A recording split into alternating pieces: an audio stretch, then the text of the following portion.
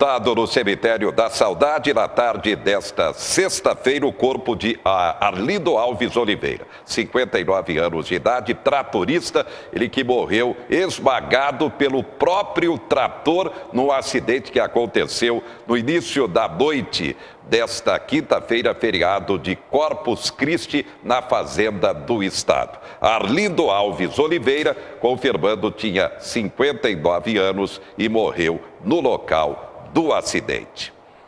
Bem, o endividamento da população continua muito alto. É preciso tomar cuidado com o cartão de crédito, agora com novas regras.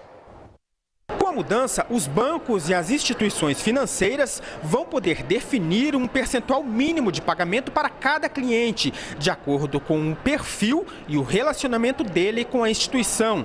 Outra medida acaba com a cobrança de 2 taxas de juros diferentes para quem deixa de pagar o valor total da fatura. A partir de agora, os bancos poderão cobrar apenas uma taxa, a do rotativo regular, definida em contrato. Em caso de inadimplência, as instituições financeiras podem aplicar juros de mora e multa. A taxa de juros é a mesma para a situação dele pagar o mínimo ou não, dele cumprir.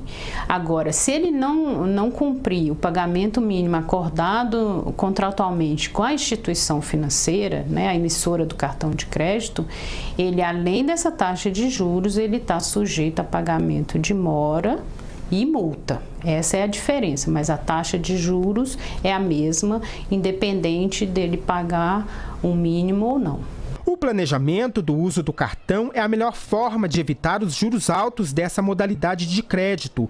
O estudante Renato Ferreira já teve que pagar um valor menor do que o total da fatura e encontrou uma estratégia para driblar os juros altos. Normalmente eu utilizo da estratégia de fazer o cálculo, né, e pagar sempre 50% do total da fatura. Foi só uns 2 meses que eu experimentei fazer essa estratégia. Assim, eu gostei porque, né, uma coisa que eu não consegui pagar nesse mês, aí no mês posterior eles não colocaram juros altos para mim. Desde o ano passado, o consumidor só pode fazer o pagamento mínimo do cartão de crédito por 1 mês. Na fatura seguinte, o banco não pode mais rolar a dívida e o cliente tem que quitar o valor ou parcelar em outra linha de crédito, com o juro mais barato.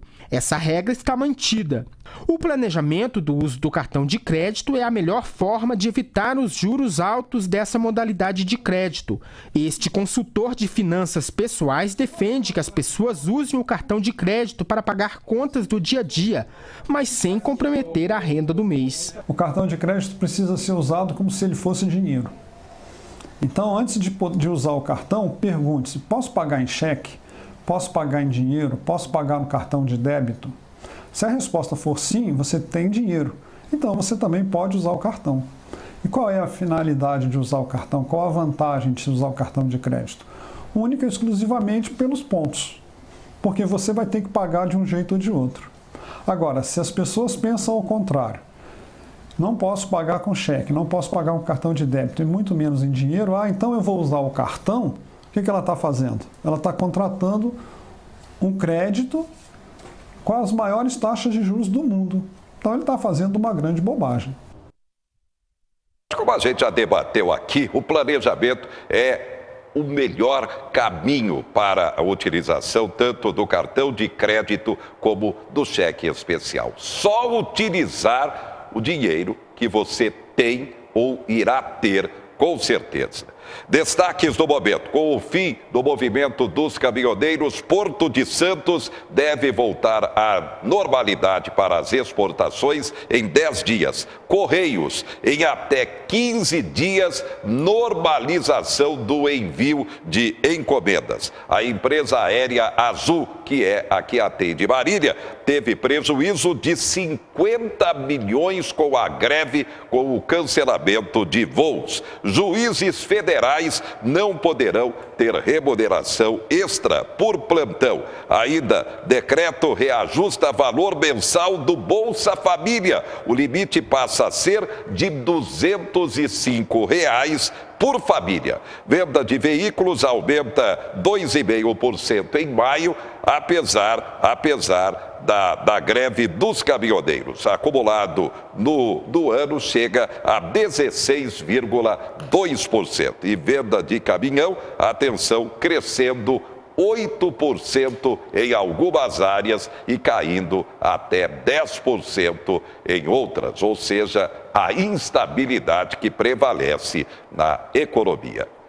Neste dia 2 de junho, uma data importante em termos de saúde pública, o Dia de Alerta à Cefaleia, a famosa dor de cabeça. Por isso, todo tipo de informação é essencial. Olá, estamos continuando nossos vídeos sobre dor de cabeça.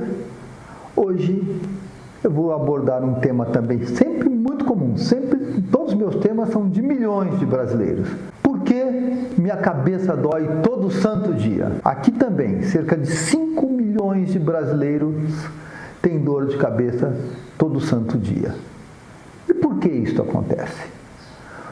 Este fato tem intrigado os cientistas nos últimos 30 anos. Na verdade, na população em geral, são 2% dos brasileiros, 2 ou 3%. Mas nos nossos consultórios de especialistas, esses pacientes com dor de cabeça todos os dias chegam a ser 50%, 60% dos casos, porque eles não são resolvidos no clínico geral e nem mesmo, muitas vezes, no neurologista que não faz só dor de cabeça. O nome disso aí é um nome bem definidor.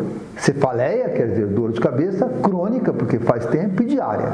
Então nós chamamos cefaleia crônica diária aquelas dores que doem mais dias com dor do que sem dor, ou seja, mais de 15 dias, mas geralmente é 20, 25, 30 dias por mês com dor, por mais de 3 meses. Existem as chamadas cefaleias crônicas diárias de curta duração, onde a dor dura menos de 4 horas, mas aqui nós vamos nos ater àquelas de longa duração. Quem são essas pessoas que têm dores de cabeça todos os dias? Quando nós vamos estudar, a maioria delas, 60%, 70%, tinham enxaqueca, que é uma doença episódica, dá uma crise, daí uns tempos dá outra crise, e depois essa enxaqueca nessas pessoas piora. Mas também existem pessoas com dor de cabeça todo dia que não tinham dor de cabeça. O que nós temos visto no nosso consultório são pessoas que se lembram o dia que a dor de cabeça começou. Nós chamamos isso de uma cefaleia diária e persistente desde o início. Nós sabíamos, dos estudos dos últimos 10 ou 20 anos, que depois de contrair uma doença viral, pelo vírus de Epstein-Barr, essas pessoas passam a ter cefaleia diária desde o início. O que nós temos visto no nosso consultório, isso ainda é novidade, não há boa ciência, é que depois de contrair dengue ou chikungunya, essas pessoas passam meses. Tudo bem, a doença foi embora e ficam com a dor de cabeça. Voltando, o maior contingente são aqueles que tinham enxaqueca. Por que essas pessoas ficam com dor de cabeça diária?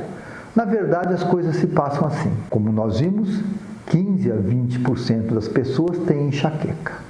Nós sabemos que desses milhões de pessoas com enxaqueca, se não fizer nada, uma porcentagem pequena delas se curam sozinho ao longo de um ano.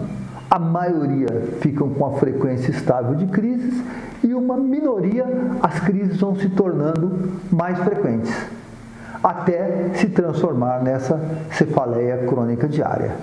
Os cientistas têm procurado entender quais são esses fatores e por quê. Por que acontece isto? O que nós sabemos? Todos nós temos, e isso rendeu ao seu descobridor um prêmio Nobel, mecanismos que nos protegem contra a dor. É o nosso chamado sistema antinociceptivo. Como temos um sistema que nos protege contra infecções, temos proteção contra a dor. Na pessoa com enxaqueca, este mecanismo é falho. É como se fosse um elástico que ficasse um pouco gasto, um calção com elástico gasto. Frente a determinados fatores, que nós vamos falar daqui a pouco, esse elástico vai se gastando ainda mais. E chega uma hora que a pessoa não tem defesa contra a dor. Qualquer coisa provoca uma crise de dor de cabeça.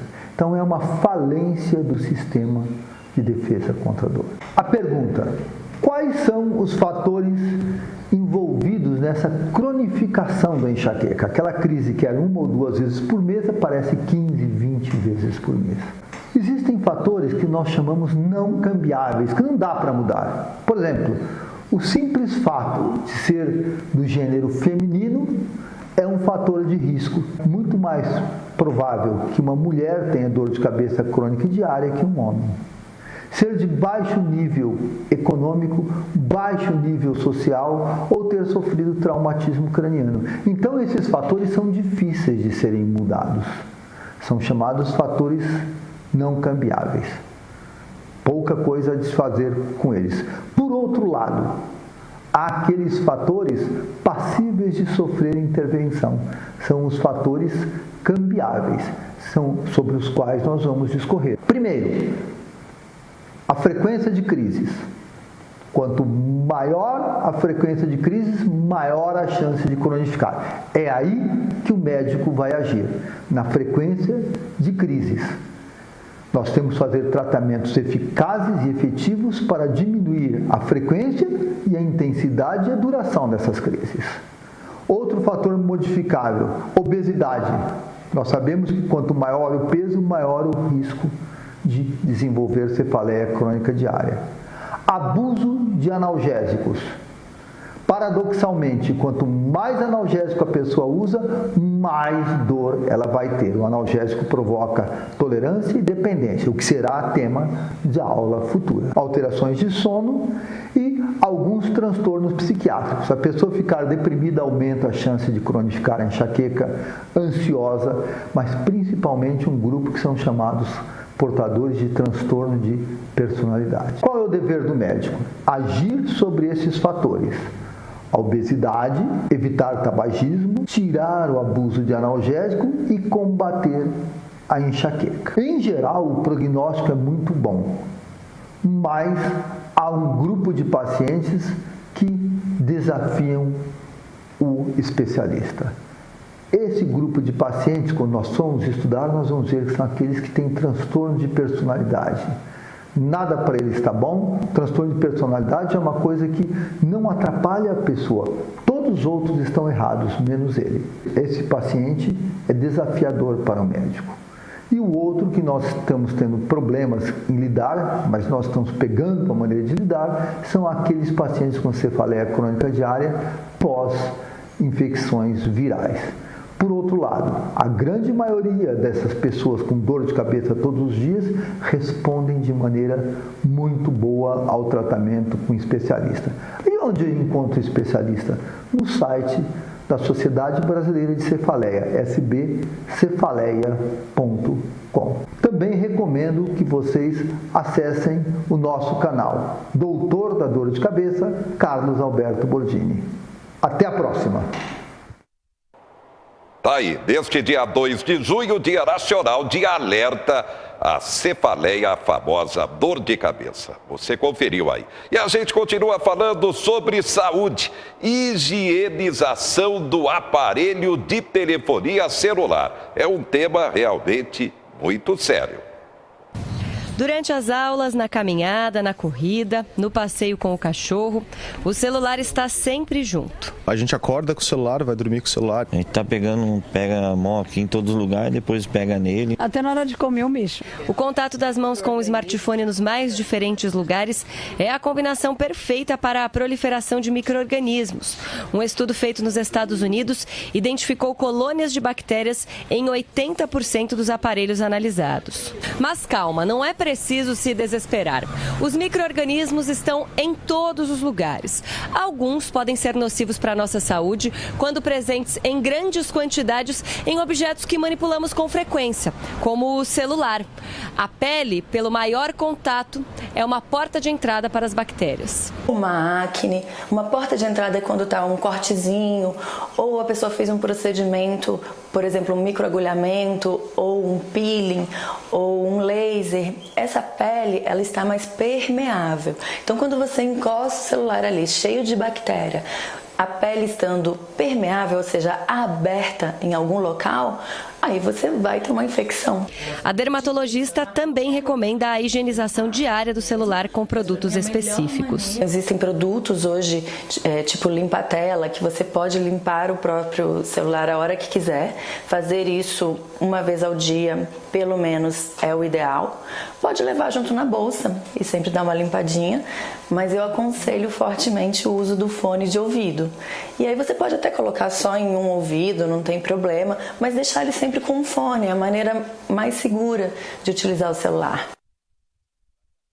Confere, vacinação contra a gripe tem campanha prorrogada. O tráfico de drogas continua intenso em Marília e na região.